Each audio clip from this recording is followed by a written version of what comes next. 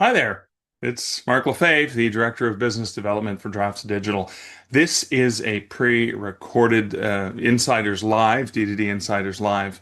And what I'm going to be sharing with you today in this pre-recording is some highlights from the Draft to Digital print day that we did just a few weeks ago. There were over 5.5 hours of content throughout the entire day. But in the next 40 minutes or so, I'm going to share with you highlights from the various sessions we had, just so you can get Reader's Digest style or Cole's Notes style, if you're Canadian, Cliff Notes for Americans, of the day and the various sessions that we did. So the sessions were we did an introduction to print books.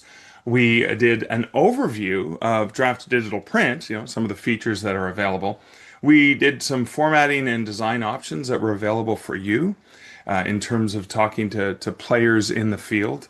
We did cover design best practices. We took a look at bookcovers.com, which is a new feature that Draft to Digital has launched. And then we also had a panel discussion of strategies for marketing print books. There was an end of day Q&A, of course, but we're probably not going to do the end of day Q&A. What I'm going to do is I'm just going to play the highlight clips. So think of this like your favorite sitcom. And, in the sitcom episode where, a character goes into a coma or something like that, and all the other characters are saying, hey, remember when so and so did that? Remember when Mark shared this thing about Draft to Digital Print and how it worked? Remember when Nick Thacker came on and talked about bookcovers.com? That's the kind of thing that today's episode is going to be for. We will, of course, be back next week, next Thursday, every Thursday at 1 p.m. Eastern. We have guests and special features and Q&As and Ask Us Anything, all those fun things.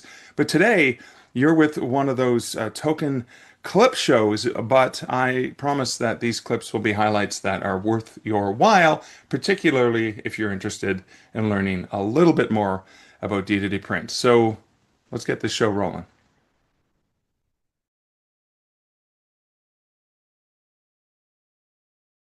So in the traditional model, the author writes the book and sells it to a publisher, potentially through an agent or not. The publisher then, and this is important, you see this icon below the publisher icon, they have to print, offset printing, thousands of books in order to be able to afford the cost and distribution so they can have lots of margin. But they have to pre-print thousands, tens of thousands, sometimes hundreds of thousands of books and pay to store them in a warehouse somewhere. Let's say bookstores order in about 3,000 of those books, and they get into the bookstores, and customers have the opportunity to buy them. But the traditional publishing industry is very much about the front list, and front list means books that were published within the last 6 months. So they're constantly iterating and putting out new titles, and the bookstores, except for some core titles that have been around and continue to sell year after year after year, it's usually about those new books. And so they want to bring in fresh books for their customers. But then in the traditional industry, it's a consignment-based industry. And what happens is, and this has happened since the Great Depression, 100 years ago, is the industry has the opportunity that if the book does not sell, the stores can return those to the publisher. And what you notice is maybe 3,000 go in and 2,000 get returned. Yeah, the stats of returns are pretty scary. And that's one of the great things that traditional publishers do is they actually circumvent and they buffer that. They take all the risk in terms of that, which is why it's so hard. And it's such a curated process to get books in through traditional publishing, traditional book distribution. And that's kind of how that cycle operates over and over and over again. And of course, with whatever's left over, the author gets some money from that. So that's in a high level. That is traditional book distribution. Now, print on demand is a little bit different because whereas with traditional printing, you have to print usually a minimum of 1,000 copies of a book in order to get the cost down low enough in order to absorb the costs. Because the other thing that happens in the industry is the warehouse takes a cut and the bookstore takes a cut, and there's really not a lot left over for the publisher and for the author. With print on demand, this is a system that's only been around maybe 25 years roughly, and it's really only become easily accessible to authors in maybe the past 12 12 years or so, maybe even 10 years or so. And this is where you take your digital file and then you use some sort of distribution platform, direct with retailers through a platform like Draft2Digital or other distributors.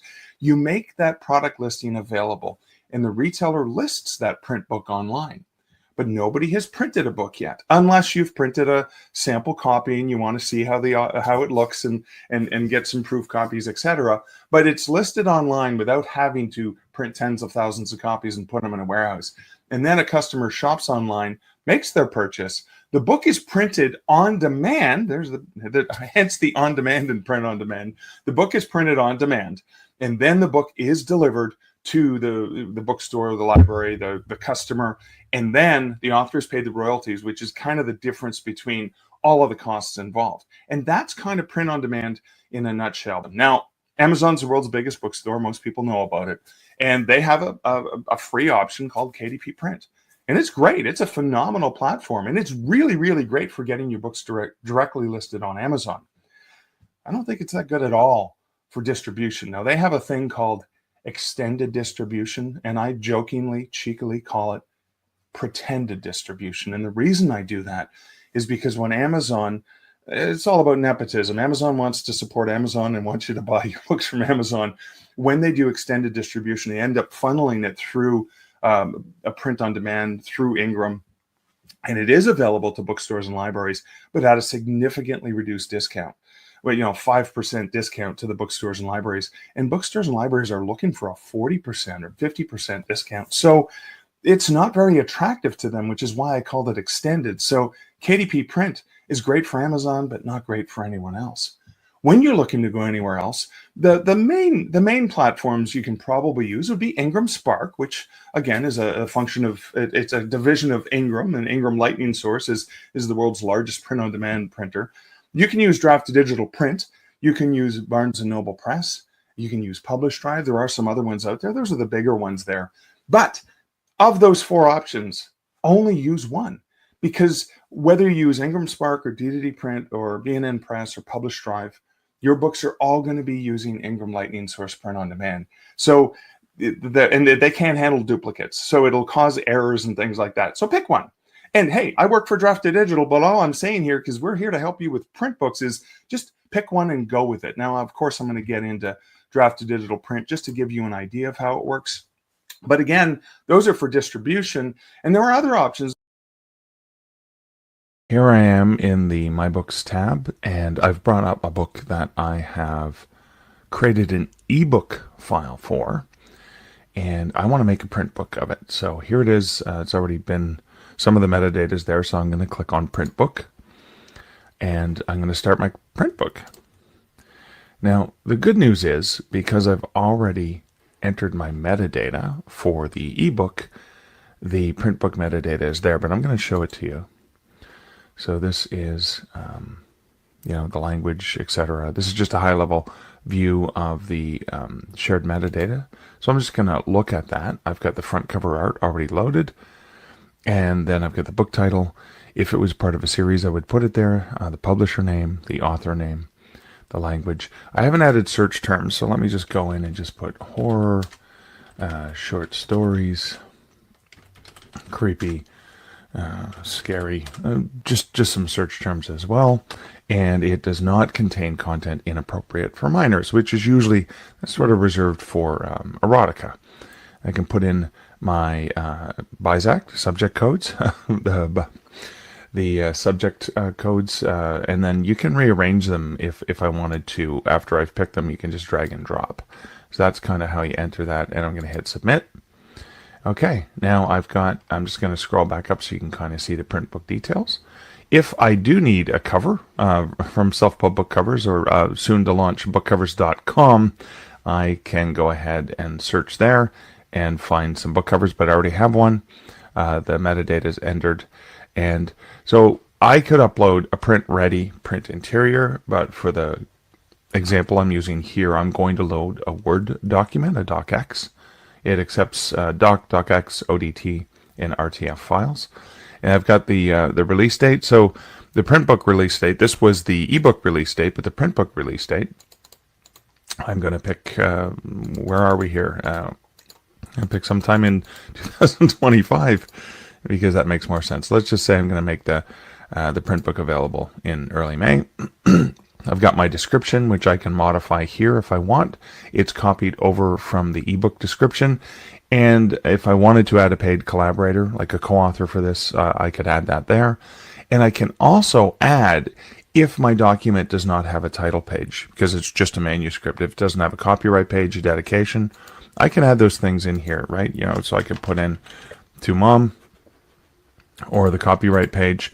It'll add it for me based on some other prompts and information, or the title page, book-related quote or epigraph if I want. And I can actually, the system will automatically add an also by page, and it would be based by, you know, beginning, end of book. And that just shows any of my other books that I have listed that are available.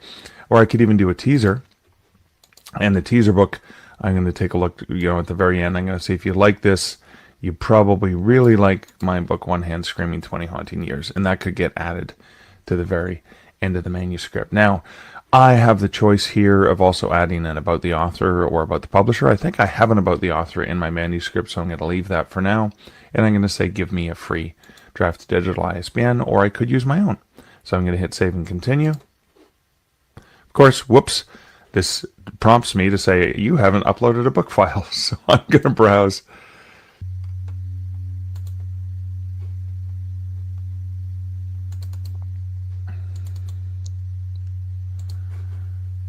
And pick this file. And you can see that it's loading.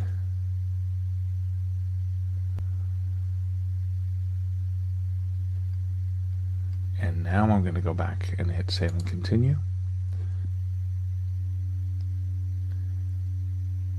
And it is loading.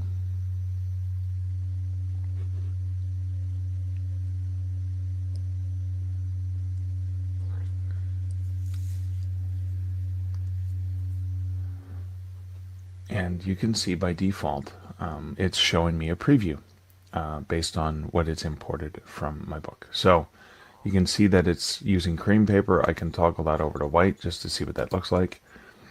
I can change the trim size. Different trim sizes will obviously, you're going to change the page count.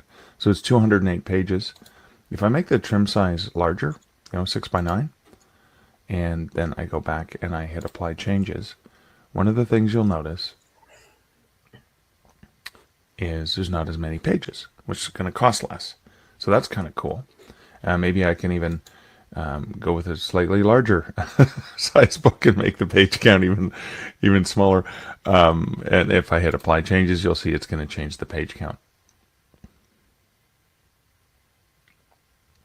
140. But that's too big. I look at that 7.5. That's too big of a book. I'll go with the 6x9 is more standard. So that's sort of a compromise in terms of it being the size of book that I want. Okay, so let's go back to cream. I'm actually just going to hit cream. And I'm going to actually want it to. So template style, let's start with this. Let's look at template style. I have D2D simple, and this is kind of what it looks like. And I can toggle through, and it's just very simple format. Nice and easy. It's got the page numbers, as you can see. It's got the headers on the different pages. Just, pretty standard format. I can change that. Let's go with modern watercolor. And I have to hit apply changes for the preview. And it's going to show me the preview of what that looks like. I'll just go back to the first page, and you'll see it's slightly different. And then you get this this little thing. And so that template style by default will actually include a drop cap as well. So that's the other thing that I can see. And I can change that in chapters and scenes, drop cap, phrase cap. Let's just show you what that looks like, so you can understand what phrase cap does. And phrase cap is, it just basically does uppercase for the first 4 words. And I can change that so I can have drop cap at the beginning of a chapter, and the beginning of scenes just use phrase cap. So it's just a way of indicating.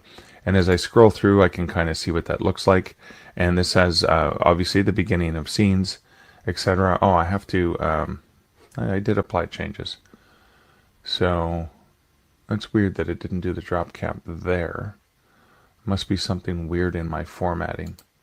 But I can take a look at that and wander through, and I'm not a fan of the modern watercolor, so let me go with, I'm going to go with Nevermore. See what that looks like once I apply changes. That's under mystery and thriller, so it's something spookier. And I wonder if that might be more appropriate. And well, let's go back to first again so I can kind of see it from the beginning. And you can see, it's got this creepy decor. And it's got the little bird as well. But that might be too busy. So I might just go with, you know what? I'm kind of a fan of D2D Simple. And I do, D2D Simple will not let me choose, maybe I'll go with minimal. I want to include a table of contents. I want it to add the table of contents. And I want to use drop caps because I think that will make it look a little bit more professional, a little bit fancier. Okay, so there we go. I'm going to go back to the beginning, and you can kind of see, and we've got the table of contents, and I've got the introduction, etc. And then now it's broken up my stories in an interesting fashion. And now we look, okay, this looks pretty decent. I think I'm going to enjoy this look and feel. And again, I can change the way that where numbered pages start. I can change the header location. I can change the normal page number location. Like I can put that in the top or the bottom. Chapter page number location as well. So those are some of the things. And then in the body text, I can choose to hyphenate, yes or no. And I can do widow control. So widows are when the last lines in a paragraph appear at the top of a new page all by themselves. And so you set this number to 1, and it's going to allow a paragraph to be split so that the last line of text may appear on the next page alone. While setting this number to 5 is going to force a minimum of 5 lines together on a new page. So what I can do is I can look through and see if I have any widows or orphans, and that refers to the opening line of a paragraph that's split from the ending lines wherever page breaks are determined. So I can take a look and see if there's anything that just looks a little bit out of place, and I can change that control. So far, so good. So we're currently in Word. This is still an author favorite for writing your manuscript. However, you can write your entire book in Atticus if you so choose. But right now, let's assume you have your manuscript written and it is in Word. There are a few quick steps that you want to take as you prepare your document, and I will show you each of these. My first recommendation is to have the navigation panel on here so that you can see all your headings. Any chapter title, if you set it to the Word default heading 1, that is automatically going to import as a brand new chapter in Atticus. You can see I also have some heading 2 styles applied. Those will be subheadings when imported into Atticus. You do have heading 2 through heading 6 that you can customize once you bring in your book to the program. If you have any blank spaces in your navigation in Word, you can check that out. And usually it is just a blank line with some heading formatting. Just go ahead and delete those before you get started. The other thing you'll want to look for is anywhere that you've pressed Enter multiple times to add space to your content. That's not necessary, and it will just add a blank chapter into Atticus. So you can get rid of all of those. You may also notice that I start directly with chapter 1. That's because all of the front matter I will create in Atticus directly. So you don't need to import your table of contents or title page or even your copyright page because Atticus is going to create those for you. So once you've done these quick preparation steps, we can jump into Atticus and import it to start formatting. We are now inside Atticus. Your dashboard will look a little bit different than mine when you first get started because I clearly already have some books in here. But let's jump right in and just upload the manuscript that we just prepared. So upload a book. You can also start a new book if you want to write directly into Atticus. Find your file.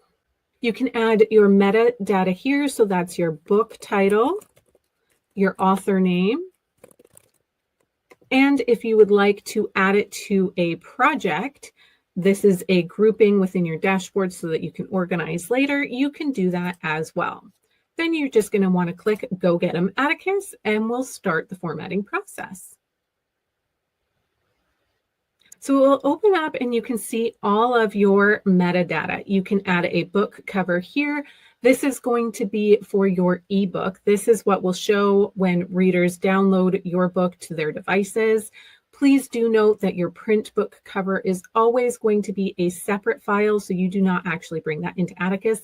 This is your ebook cover only. If you want to add your publisher details like a logo and your publisher name, you can do that here as well. But let's just jump into the formatting and adjustment stage. So from the top center here, you can click Writing, and you will see all of my chapters have imported into their own chapter, which you can jump through here. You can also see the images have imported with the content. If you have a really image-heavy book, you may want to save all of your images separately and import them directly into Atticus, but you can see these ones did import well. However, they will import with their default layout. So one of the things that I want to do is preview what my book is going to look like. So down in the bottom right, there's a previewer. And I can see what this is going to look like in a variety of different settings. I'm going to leave it on iPad for the moment. Right now, I want to quickly check out my images. So you can see here that this is defaulting kind of to a left aligned area. I can change this very easily by clicking the gear icon. And I can also wrap the image around my text or include it on a separate page all by itself within this chapter. I want to see what the wrap text looks like. I'm going to have it right aligned. You'll just want to make sure there's enough space on the page. So I'm going to update my image and you'll see it update in the previewer here. So you can make small adjustments like that as you work through your book. As I mentioned, Atticus automatically creates a title page for you. However, if you have one that was designed by your graphic designer, you can convert this to a full page image and replace that. It also has a default copyright template here, which you can update with your details. It also creates a table of contents for you, as mentioned.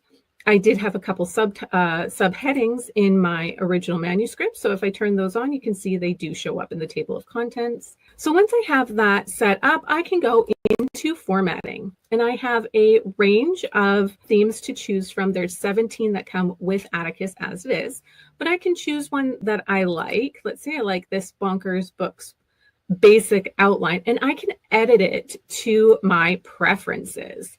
So I can click those three dots there and click edit as a new theme. I can choose whether or not to have a chapter number, and I can change the font size and setting here. My chapter title I can change as well. And this automated chapter number, that just happened with Atticus. It automatically numbers your chapters for you if you want it to. So you can have both a chapter number and title really conveniently. If I had a subtitle, I could add that here, but since I don't, I'm just going to turn that off. You can also add a chapter image, which is a really fun option to play with, and it's super simple. But I can choose from my image gallery or upload an image of my own. I'm going to jump into my image gallery and just choose this little guy here and see what that looks like. And you can see I now have a chapter image. This is going to go through every single one of my chapters, and I just had to upload it the one time. I can also adjust where I want this image to show up, and I can adjust the size as well and the alignment too. I like how that looks, so I'm going to leave it there for now. From this point, you just work through all of the options in the left navigation panel here and choose what you want your book to look like. I like to describe this as kind of like a multiple choice quiz where there are no wrong answers. Everything that you have the option of choosing for in Atticus is set up for publishing. So you really can't go wrong. It is personal preference. You can decide what you want your first sentences to look like and whether you want that to only apply at the beginning of chapter or every chapter following a scene break, if you would prefer. You can also decide whether you want to space or indent your paragraphs. And then you can work through. You have up to 6 subheading choices, and you can actually choose from the entire Google Fonts library for all of your headings, including your chapter titles. And those are all commercially available. You can include a scene break image if you would like. If you use scene breaks, you can create a custom image and import it here. You can adjust your notes from footnotes to end of chapter, depending what kind of book you're writing and what kind of information you need to share with your readers. And then we have the print layout. So for this, I'm going to change to print preview, and you have an exact showing of what that print book is going to look like. Any changes that I make are going to be updated, and it's going to update the page count here as well. So if I change my margins, if I change the size of the indents, I can decide whether to justify or hyphenate. There are some keep settings here. If I want to keep subheadings or seam breaks with the next paragraph, if it falls onto the next page, I can do that. What's really key in Atticus is this layout priority. This is where professional book formatters sink a huge portion of their time.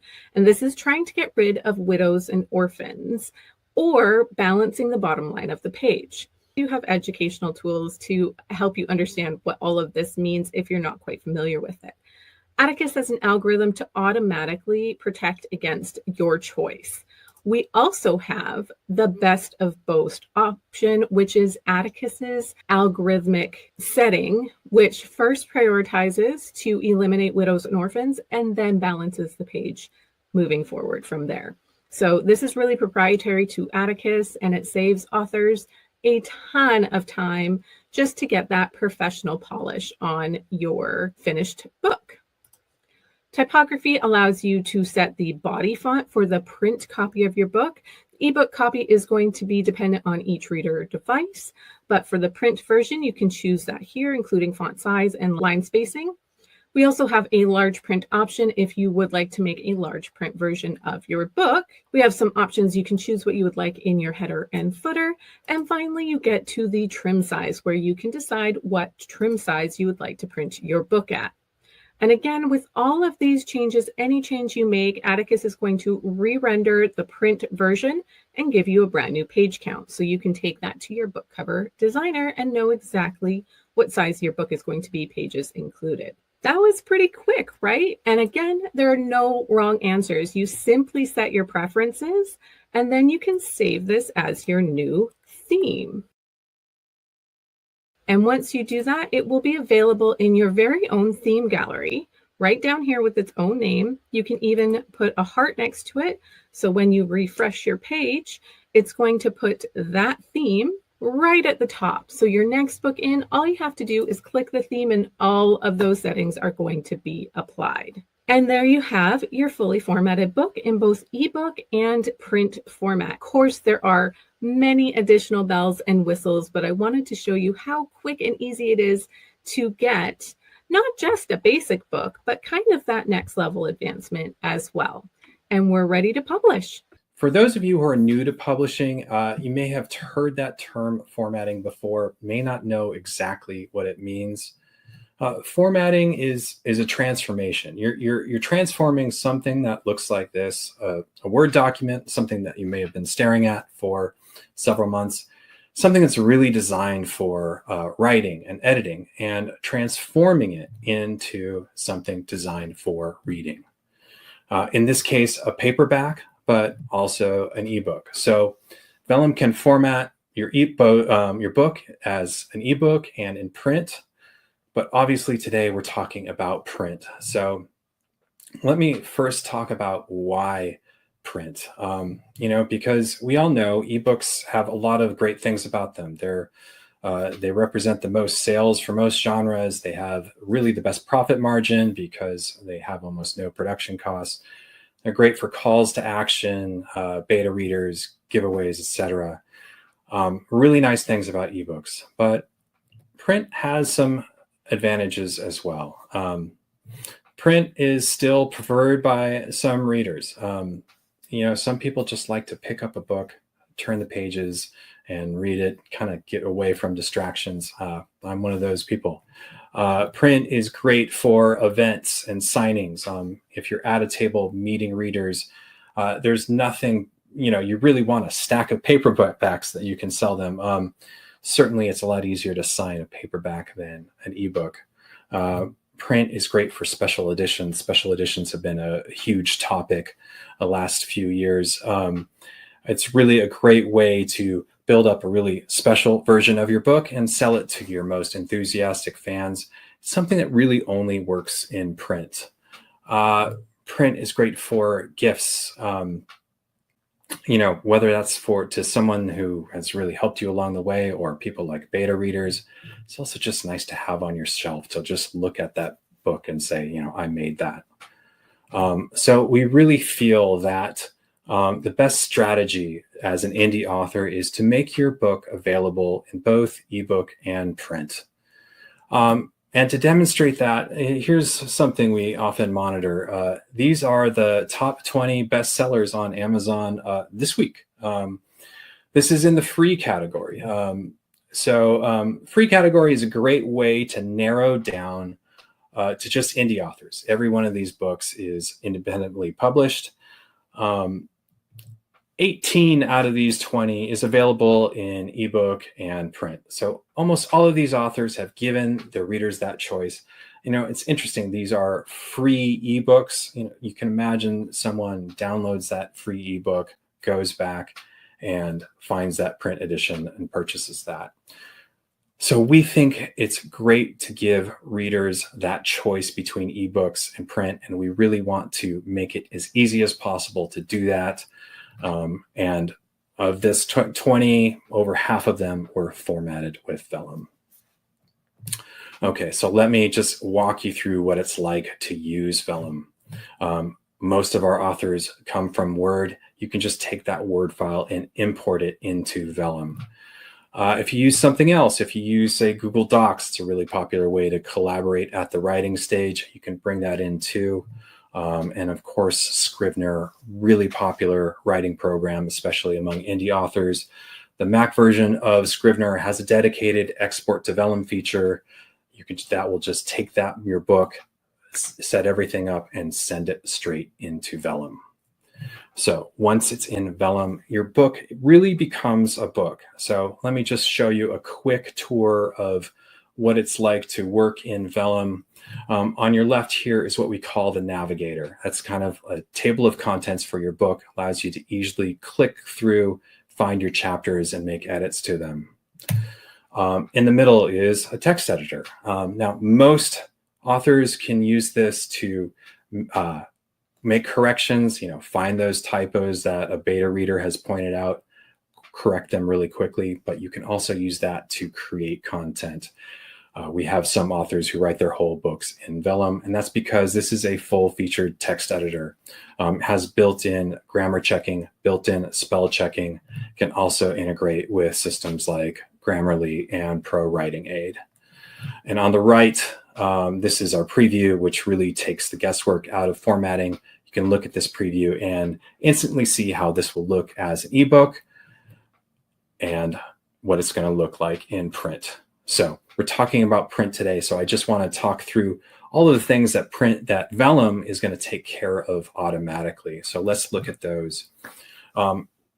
Right away, as you import, Vellum's going to take care of styling. So giving your chapter headings a nice look, adding things like drop caps that really make this feel like a professionally designed book. Taking care of your trim size. Your Word file is probably set up as 8.5 by 11. Getting that to something that really makes sense for a book, 5 by 8, 6 by 9, etc.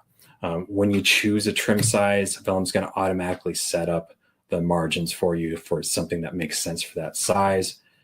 Going to take care of pagination, making sure your content flows from page to page, and making sure your page numbers start at the right place.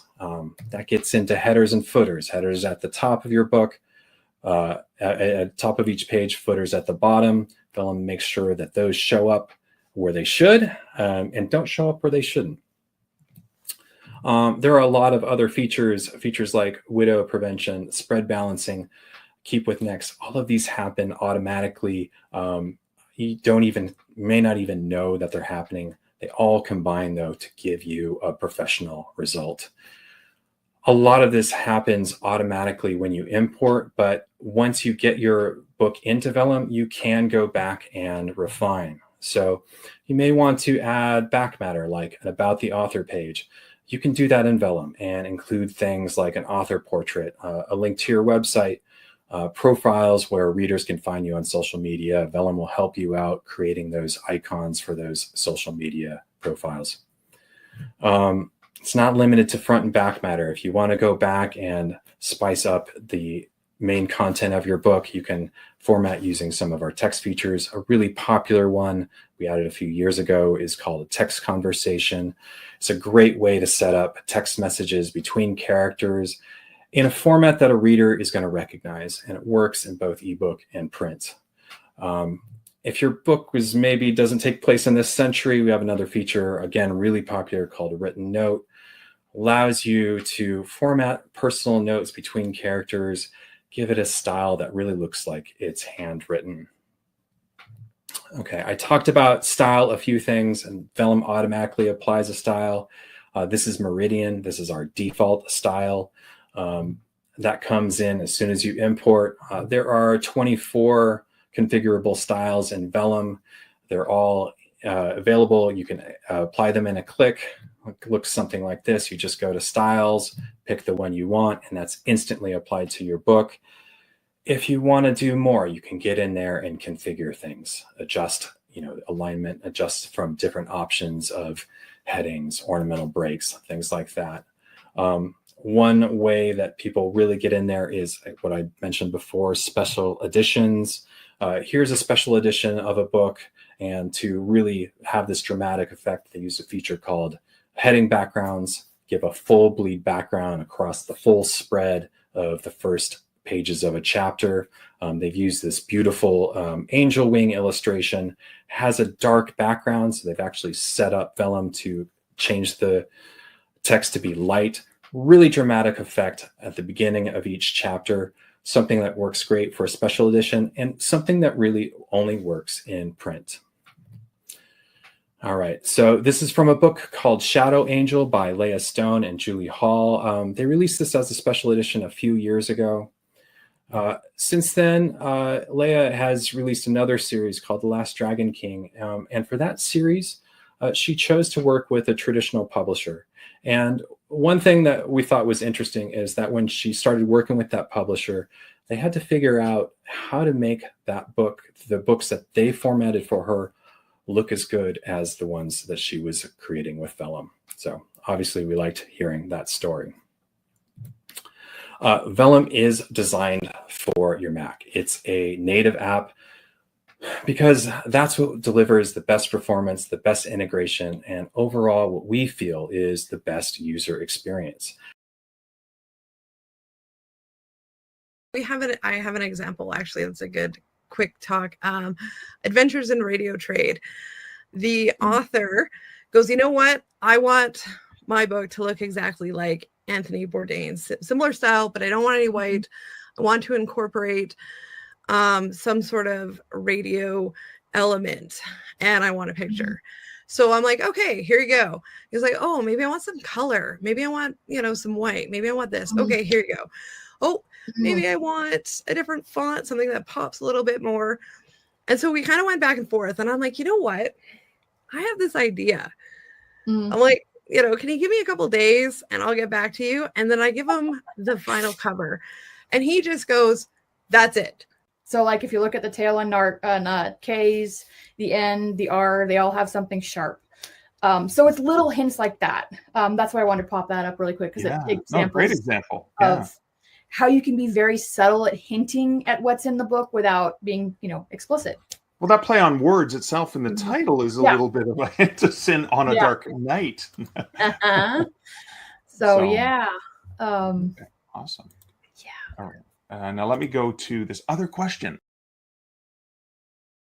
Doing that. And so bookcovers.com is a book covers marketplace, a pre-made book cover marketplace for authors as well as for artists. So if you're a cover designer, for example, you can go and upload your book cover images and then list them for sale on our marketplace. For authors, this is a huge win. And for artists, it just makes it that much easier to sell and make some money from your art. I think having print books was just something I did from the beginning, and it always made sense because I'd already done the hard work of writing the book, and to go back later and produce the cover and maybe do the book later just didn't make sense to me. So I've always put print into the mix. And also that's what my readers ask for. My readers want like physical books. They love to pre-order it. And, you know, that developed into understanding what print can do for me as an author, both just having it available. It's not infrequently that people drop $200 to $400 on my website to buy all the books in print because people just love their shelf trophies, right? But the key for me, the switch was, it happened on the second day where I decided I wasn't going to like bang on the table and say, come buy a book, you know, and be this very, very, you know, used car salesman kind of person, which is how I envisioned salesmen at the time. And this little girl came up to the table and was just looking at the Wishing World cover, and she just had the big eyes. And I was like, do you like stories like that? And she's like, and I'm like, do you want me to tell you about that story? She's, mm-hmm. And so I just started telling her about the story. And by the end of the day, I had half a dozen kids gathered around for story time. And I was like, ding, this I can do. I'm a storyteller. I can tell stories. And that has changed it a lot, because then the goal isn't necessarily to sell a book, even though, of course, I want to sell a book. It becomes more about connecting for the sake of connecting. And I think the longest game possible is the smartest way to go. Like, those people might come back, they might tell their friends, they might have buddies. Totally. So have you had that similar experience where people have? Well, but it's normal to be nervous, to not know what to say. Just work out a good pitch and practice it again and again and again until you can it just rolls off your tongue. And that'll really help, like, at the beginning, so that you don't have to like think and like stutter and then mess up and then feel really embarrassed and self-conscious and then be like, oh, I'm never doing this again.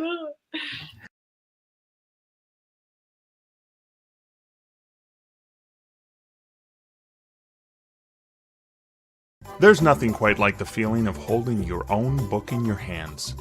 Draft Digital has always been about creating free tools to help remove the barriers between your writing dreams and having a book published. That's why we're thrilled to offer an entire day of free online webinars to help you understand everything you need to know about getting your book into print. Whether you're just starting or you've been around the block a few times, our Print Books for Indie Authors Day likely has something for you.